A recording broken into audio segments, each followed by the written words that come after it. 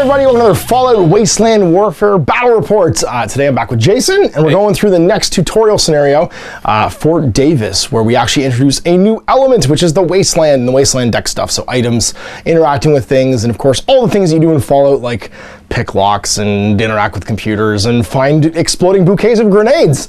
So what's happened is Nora, having encountered and rescued Dogmeat from the Super Mutants, has discovered that they are a hunting party in the area, and both they and the Super Mutants are now scavenging a local military base for supplies to try and fend them off. So this is going to introduce some new stuff, searching for things and of course event locations and stuff, finding random toolboxes full of wonder glue and all that cool fun stuff. So we'll show you how that works, we'll show you the forces, we'll get this underway. All right, so now we're bringing in more mutants. We have 3 Super Mutants, all armed with hunting rifles and boards. So, you know, the most dangerous weapon of the post-apocalypse, a board with a nail in it. And then 2 mutant hounds armed with their mutant hound bites. So I'm going to be outnumbering these survivors this time around, and that means that they will have the advantage most turns until 2 of my guys die, which means they'll get to activate first. As a survivor, we got Nora with a 10 mil pistol, Dogmeat with the dog bite, and 2 settlers, each with an assault rifle.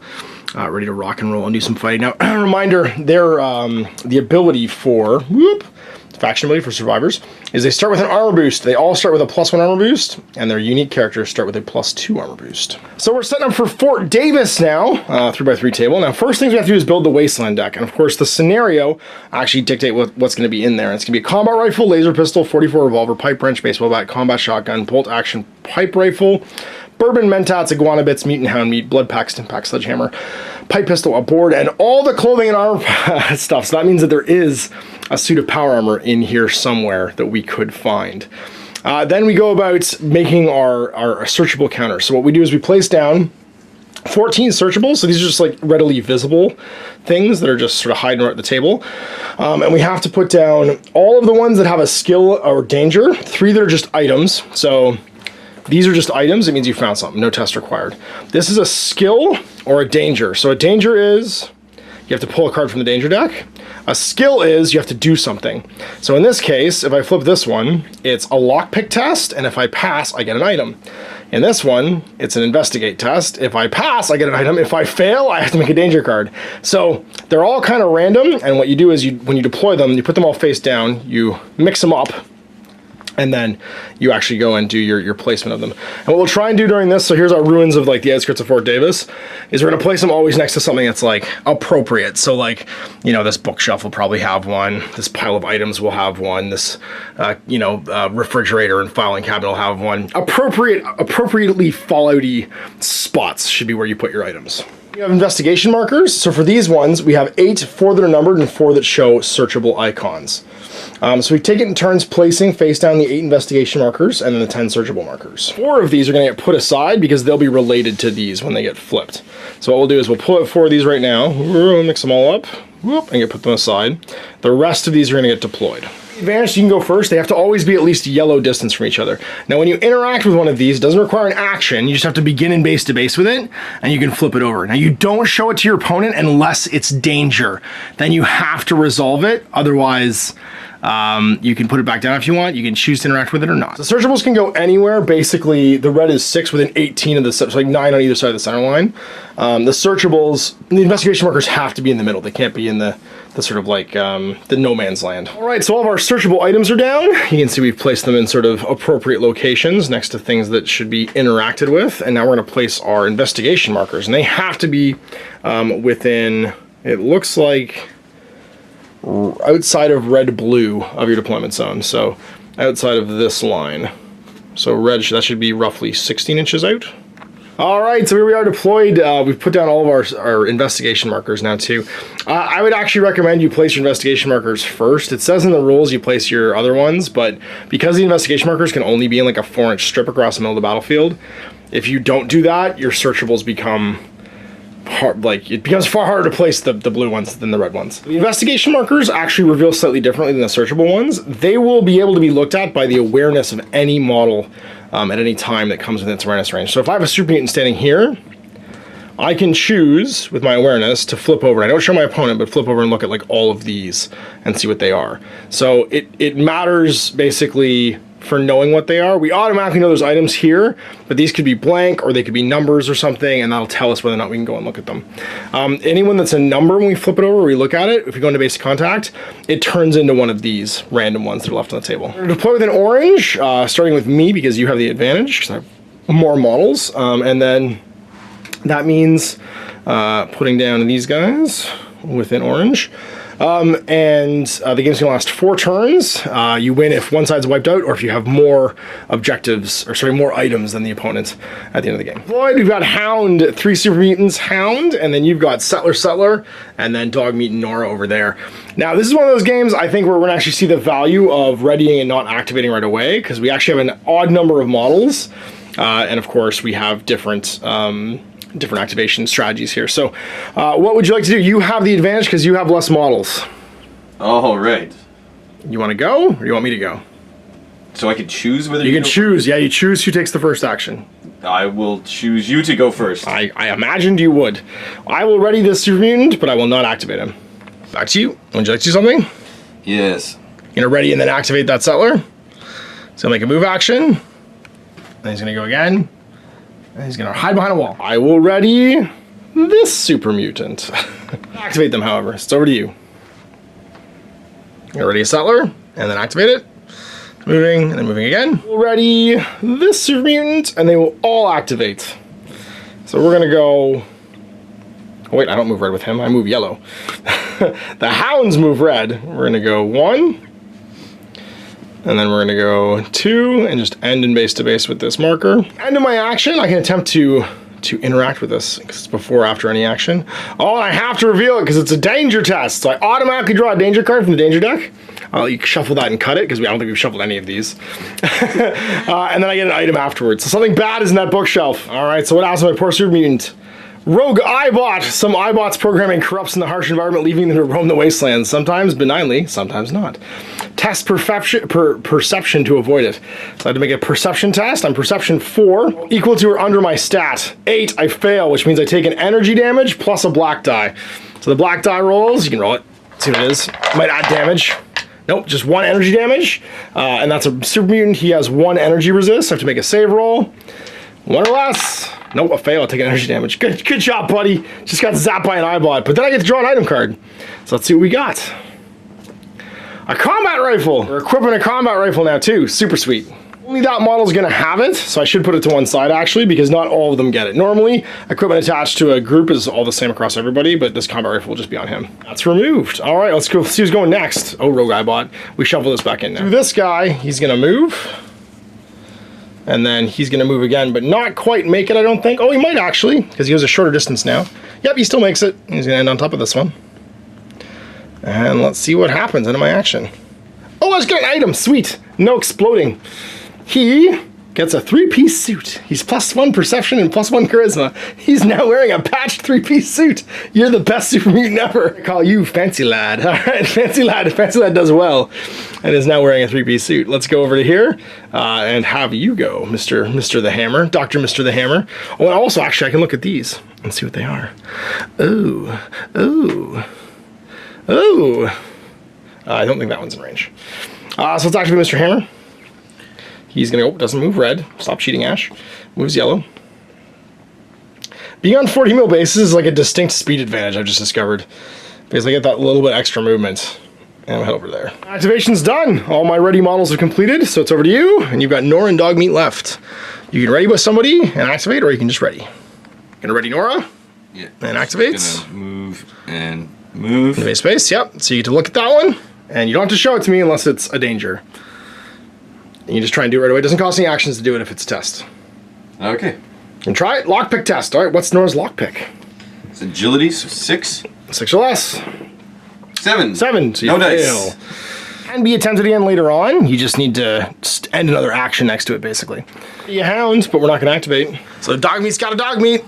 And he is so crazy fast, it is bananas. Here he goes. Double red. Now he can look at items, he just can't pick them up because he's a dog. I'll ready my other hounds, and then they will activate because they must, because I have no unready models. And they move red. Do we try and fight the dog? Let's move over here first. I'm not sure. So we're gonna go red, and then we're gonna go red again to there. And yes, the answer is yes, we are. Let's go. Do I charge? I charge blue. But I don't get a free attack out of this. I have to go next. No, we just we're gonna go reactive just in case you come at us, Dogmeat. Grr, grr, there's a lot of growling going back and forth over here. Activated out. That looks like turn 1 complete. We're on to turn 2. You still have the advantage as you have more models. So our activated models come off. Dogmeat's gonna charge. Dogmeat's gonna Dogmeat. Blue. Oh yeah, all day. Well, you go around, but yes, you make it yet. Because you can't touch the train and do it. You're all day. So you have the charge off. Now, do you have the impacty thing? The battle cry? No, you don't have battle cry. So no battle cry test. I will, however, attempt to attack you back when this is done. So I'll use my reaction to fight back. The bonus green plus, I believe, black die to the charge. And then whatever your normal attacks are for your dog bite. Which green, blue. Man, you're rolling a pile of dice. And what are you attacking on? What's your skill? Agility 8. Bites. So you got it. Agility 8. You crack my armor by 1. You have 3 Nuka-Colas to spend on crits, and it becomes +2 damage. Nuka-Cola to remove reaction, so now I can't fight you back because you have a crit on your dog bite, basically. So now I can't react to you. I'm armor 0, so I got 1 health left. Bark, bark. And that's your last action. Oh, that was pretty good. But he's in the wind now. And that's what we want. You can maneuver with him too after your action, where you can place him anywhere in base to base, because the melee attack isn't just an attack. So if you want to move him right now to put him somewhere slightly closer to cover, yeah, if I like over there, yeah, there you go. And then you still have to stay in base to base with me, but yeah, you can touch and cover. Good job. Get him, Houndo. We're gonna activate and play the Hound. Bark, bark. I don't have battle cry, but I do get the charge bonus, which means I am attacking you on my strength of 6. And I get blue, black, green, black. It is blue, yellow, black automatically. So this, and then I get this from charging. And then my stat die. So I have to roll 6 or less. It's all irrelevant if I miss, though. No, I don't miss because it's -3. So that's going to make it a 5, which is a hit. I crack your armor by 1. So you do get your bonus survivor armor, though, which is nice. And I get a nuclear explosion, which I can trade for your arms crippled, your -2 to all attacks. So you are hit, it's only damage 2, and your armor boost goes to 0. And so you don't roll once. You take 2 damage, and your armor boost goes away because you've taken a hit, and your arm's crippled. Maneuver just to move into there. Sir, the Hound has done his job. Both Hounds have done some damage. Gonna go grab some stuff out of the fridge. All right, have a look, see what it is. What you got? Oh, it's nothing. Fridge was empty. Him? Yep. Okay, so you are black plus stats. There's 1, 2 pieces of train in the way, so you're on 2. Nope. No damage. Have this fella go. Let's do some check perception. Hey. Over here. And enter action next to this, and it's revealed to be an item.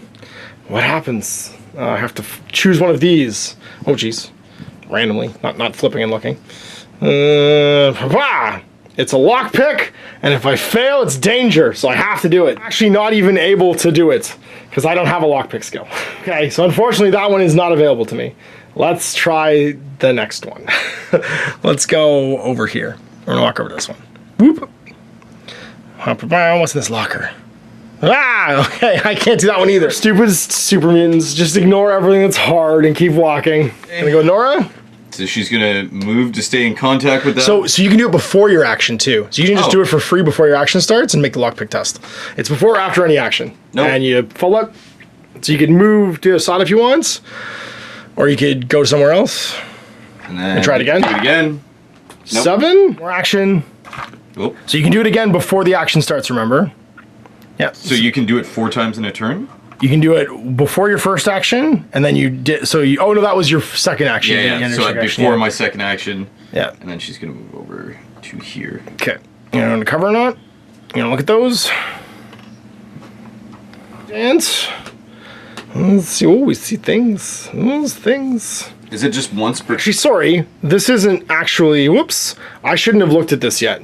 That was actually just an item. I should have just picked it up, but. It's the numbers that are the random ones, the ones that are here. If I flip this, it's just an item from the item deck. I won't look at it right now. We'll look at it later. I have Houndo go, and he's gonna try and bite Dogmeat. Black, yellow, blue, and his stat die. His stat is 6 for strength. And he's black, yellow, blue. Let's see, we hit you. And we get a 6, which hits. And then we got a star, which is I get a quick action. And then we got a Nuka-Cola, which is you can't react. So you're not in reactive anyway, so it's not a big deal. But I will do the quick action, which means I'll go into reactive at the end of my activation. And then you take a hit for 2 damage, but you get armor boosted right now. So what's your armor? Normally 2. 3 right now because of the boost, yeah. You're good. So you block all the damage, but this flips over to armor boost 1. And I'll try and hit you again. Bite, bite! All right, so I got a critical hit, which means I automatically succeed. I get to fill up my critical meter. So I get a critical points. And then I do 3 damage because of the boost. And you can't react. You roll a 1, which is under your armor though, so you're fine. You take no damage. Oh, sorry, you block 1 of the damage. That's right, because whatever you roll, and your boost goes 2 damage, and then I'm done. And my quick action makes me reactive. Go to combat, so take a free strike, yep. Try and make the stab. Stab, blue, black, yellow, and I miss. You did another action. You can shoot me if you want with your assault rifle, but you're -2 from your busted arm, and it's green, so you're hitting on, what is it, 4? 4 or less. Cranked it, and then you actually rolled a 2. So what's the damage? It is damage 2. 2, so I'm armor 1, and a fail, so I take 2 damage. To me, we've got these 2 super mutants left. What do I want to do? I think I want to move over to this one. Because I looked at it and I saw that it was a random draw. So now it's random luck of the draw again. I'll probably draw the computer one once again and I'll be able to do it. It's, yep, can't do that. Don't know how to use computers. More action as I just ignore that one and then go walk over to this one and go, maybe you are good. This talking box does not seem to work. No, it's just danger. I flip a danger card. You're the worst super mutant. And I flip a unreal.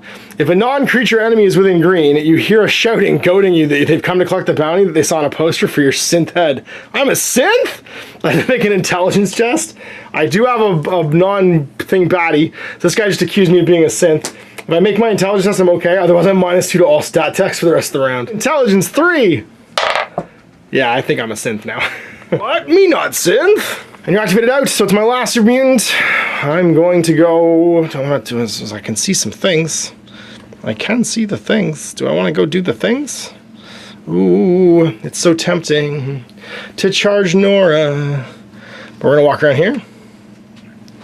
Whoop, and flip this and have it not be dangerous. What is it? What are you? No, of course it's dangerous, but I also get an item. I'm gonna shuffle that again because I'm not sure if I put the card on top or not. And then I get to draw an item afterwards. And just keep telling us we're synths. Clearly that works. Creature, draw and resolve a creature card. Oh no! The creature deck, I draw and it's a Radroach Nest. You disturbed Radroach Nest. You hold still, they'll ignore you. You either lose all remaining actions, APs, and reactions, or resolve a single damage plus a yellow die. A single damage, so I'm at a single damage plus a yellow die. It's single damage and I get 0 armor, so I just take a damage, but I get to keep my actions and draw an item. Ow, I'm at 2. And then what was my super cool item? Be something awesome. I'm already carrying a combat rifle. Now I got a 44 revolver. Shoot my 44 revolver at you. Ah, no, I'm gonna shoot my combat rifle at you, Nora. 44 revolver going yellow, yellow. Let's do this. What do we got? We got 2 cracked armor, and I roll a 5 total. I'm perception only 4, so I miss. And that is round 2. Everyone is activated out, so on to round 3, you still have the advantage. Round 3, you have the advantage. Would you like to go first? You gonna try and kill my doggo? Yep. So Dogmeat can attack if you'd like. Green, blue, bite my hound with your hound, battle the dogs. And you totally hit me and you crack my armor by 1, so I get 0 armor, and then you also get the no reactions. You remove my reaction. Damn it. Try and kill you back. All right, so you do damage 2. Yep. I only have 1 hit point left. I have 0 armor, so I'm dead. You charge. All right, charging into my super mutant, which means if you get to attack me because of a free strike, then you will get to the charge bonus. You get bonus charge. The extra green and black die. All right, so it's over to me. Let's do the thing. Yeah, let's do the thing. Let's charge the lady over there that shot me. Mutant Hound gets a strength 6, and I have the bonus dice. So I have black, blue, green, and yellow, and then my stat is a 6 or less. So I hit you. So I roll a 6, minus 2 is a 4. I crack your armor by 1. I get a bonus damage, so it's damage 3. And I got double Nuka-Colas, which means no reaction. So, yeah, 3 damage, minus 1 armor. Explodes her, so she gets blowed up. and I'm finished. Grab me with your assault rifle. Assault rifle. Flubs, 2. Also nothing. Oh man, that would have killed me too. Dude, you need to stop ignoring buttons. You're gonna go over here and draw the item, automatically an item, and we got a mutant hound meat. Delicious mutant hound meat. From that, it's the hound that died over there. A chunk will just fly over here from Dogmeat eating that one. And then we'll move again over to this one and be like, what is the thing? I can investigate. Very good at it, but I can do it. 4 less perception. Nope, I can't. So That's just an item. Yeah. What'd you get? Iguana bits, delicious. We'll do our action. which is move. And then, would you like to reveal anything? Yeah, beginning, reveal it. Okay, so it's going to be another item. So just draw an item from the item deck. Sledgehammer. Whoa, she's dangerous now. She's dangerous. Charge in. He hasn't gone yet. Okay, I see how this is. All right, I see how you do. Well, I think we're gonna see this charge. We're up pretty good on the stuffs now, so we're gonna try and punctuate. So we're gonna charge over here with our board with a nail in it. Someday those humans will make a board with a nail so big it will destroy them all. So my charge bonus, I have normally just a black die, but I get a green and another black from charging. 6. I crit, which means I get a critical thing. I break your armor by 1, but you still have your boost. And that's it, no bonus damage. So it's just 2 damage and -1 armor. So your armor 1 right now. Your armor roll with a 2, so I just get a critical point and you take 2 damage. I think you're finished. Yes, because Dogmeat's gone, he's gone, he's gone. So it's just the Super Mutant left. He's gonna try and board with the nail Dogmeat. Black die plus stat die. I do 3 damage, but you get to make your armor roll, and I get a quick action, which means I'll go reactive. And you get to make your armor roll for Dogmeat. I think he's armor 2. Base. Yeah. Okay, it's 3 damage. And you block 2 of it, so you only take 1. So you go to 3. How much can you take total? 8 damage, oh my gosh, I'm never gonna kill this guy. Well, I'll attack you again. See what we can do. 2 damage, and I get another quick action, but I'm already reactive, so it doesn't do anything. And you block it all. He's an unkillable murder machine. All right, well, that's turn 3. Let's go to turn 4. I have 4 folks left to your 3, which means you still have the advantage. It means you can activate first. Both have the charge bonus still, because your last actions, I believe, were charging. Both of you guys have charge bonuses, so yes, you do get your charge dice, actually, because you both charged in the last turn. So who is this? with Nora. Dogmeat? Oh, this is Nora. Okay. With the hammer. So hit with a 6. Because you're what? Phys 6? What are you on strength? Oh, it's only 4, isn't 4, it? so. Yeah, so you missed. Your basic sledgehammer roll if you want to do it again. Oh, wait, I can react. I will react. I'm going to slam Nora. Oh, wait, do I want to save it for Dogmeat? I'm gonna save it for Dogmeat. Me again. So I missed on that. Oh, you try again. We didn't get on camera. Go ahead. And it's hits. No, 5. You need a 4 or 5? Yeah, 4. 4 hits? Yep. So that misses with a 5. -1 there. Okay, sorry, that dice is in the pool. Gotcha, okay. So you hit. So how much damage? It is damage 2. And my armor's cracked, so 0, can't save it, so I take 2 damage. And I go to 4. And she's done. Should have reacted, I just realized. Because Dogmeat can now maybe kill me. I'm gonna go with this Super Mutant over here, though. He's gonna try and hit you. Nail time, so just black plus white, or black plus my stat die. Hits, and it's 4 damage. So make your armor roll of 1. You might live through this if you make your armor roll. No, he dies. It's 3 damage. Because they have 5, right? 4, never mind. There was no way for him to live. In my second action, I'm going to take a walk. And I'll walk over to here. And then what's this? It's going to be one of these other items. Which one is it? I can't even do it, so it just stays face down. You kill me with Dogmeat, because I just realized you get to go first no matter what turn. I'm probably going to die if I take 2 damage. And you get 2 attacks. I will react attack, though, if I survive. I need a yellow and a green. Because you charge, that's right, yeah. There you go. All the dice.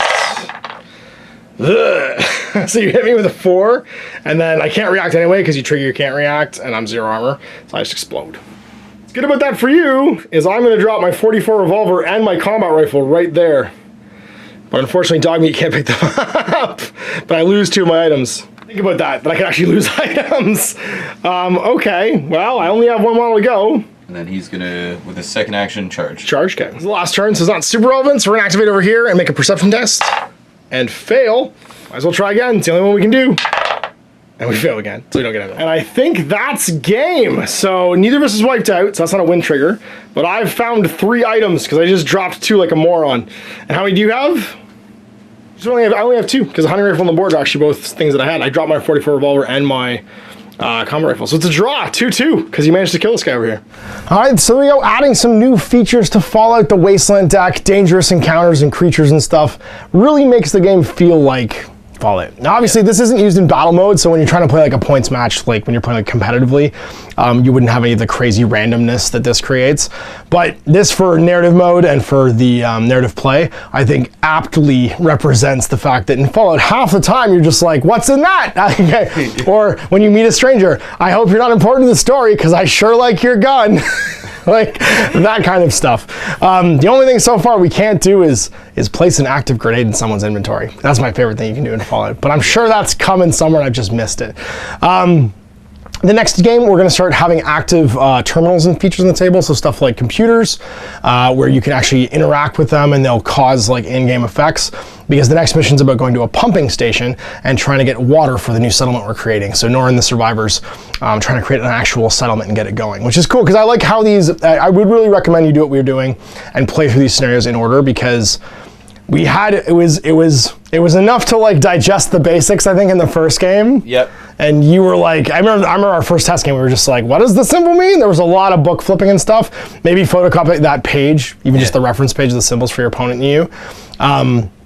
And then just introducing the next layer, which was this Wasteland deck, I think is sort of like good in order. And then finally having like interactable features is neat too. So the Wasteland deck and stuff is all usually defined by the scenario, like what goes in it.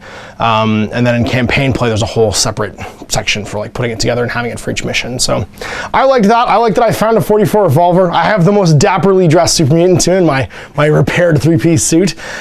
Just silly stuff like that makes it feel like Fallout, and you know, gives it that sort of like difference between this and like a competitive game, you know, like War Machine or something like that, where it's a little less narratively driven. How did you feel about the Settlers this time? It's kind of strange for the gun setup. It was fun. It's very like mission based in this situation. Because we flip flop from like long range to short range in this one, and it was weird. I had the range advantage, but I also had boards with a nail in it. Yeah, I could have used a knife. You know. Well, because your Settlers, when they use their assault rifles in melee, they have to use their melee stat at -2. Oh no, sorry, they use their shooting stat at -2. So you'd been on 4s. Yeah. I don't know. I mean, they're way less capable basically in melee, and I gain an armor boost and stuff too. Dogmeat though was just a cruise missile. That guy got work done. Yeah, he is terrifying. He's so tiny, but so dangerous. My hounds are scary, but they're half the health he is basically, and don't do nearly the damage. So that was super frightening. And we haven't even gotten onto Nora's like was it dog handler skill yet too, where I think she can chain activate with him. I think there's some bonus stuff there too, where like she can activate him before or after, something like that. We haven't read through the dog handler rules yet, so we're just playing him as like just a regular like model, which you can do, I'm sure, as well. Yeah, so this is neat. I'm really excited to play more of this. Hope you guys are enjoying it. We'll see you in 2 weeks for the next mission, where we go to the water pumping station and try and defend it from Super Mutants. And of course, if you want to play some Fallout, shoot me an email, guerrillametrogames@gmail.com, or Facebook message me at facebook.com/outofthebasement-into-the-streets, or check me out on the Fallout Wasteland Warfare Facebook group. So anyway, we'll see you for more of this. Big thanks to Jason for coming in, and you guys for watching. Till then, I'm Ash. Happy gaming. I hope you enjoyed that video. If you want to support the channel, of course, like and subscribe and hit the little bell below so you get notifications when I post future content. I do post stuff 7 days a week. If you want to support the channel further, you can, of course, buy a t-shirt through Spreadshirts, buy a measuring gauge or objective markers from Death Ray Designs, or, of course, most importantly, there is Patreon. Patreon is what makes all this possible, keeps the lights on, pays for the studio costs, pays for the equipment, model costs, and everything else, and most importantly, puts food in my kids' bellies and a roof over their heads. Big thanks to everyone, past, future, who supported me. I do this stuff because of you guys, and of course, I will continue doing it as long as I can.